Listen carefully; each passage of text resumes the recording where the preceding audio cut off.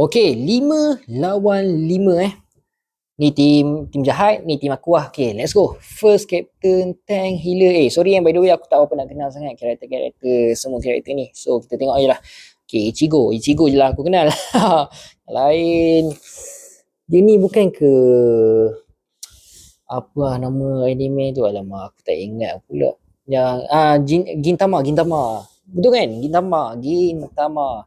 Letak Captain Gintama. Si ni lah tukang lawak ni, kaki prank ni. Tank, aku ambil dia. Wish, ni dalam cerita Vinland Saga tu kan. Vinland Saga, aku ambil dia ni lah. Dia ni pepadu bos. Healer Tatsumaki bukan healer bos.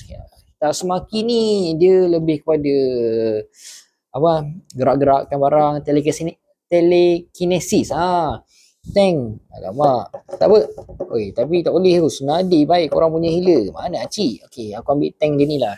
Healer siapa muncul? Weh, siapa ni bro? Okey, boleh tak menang?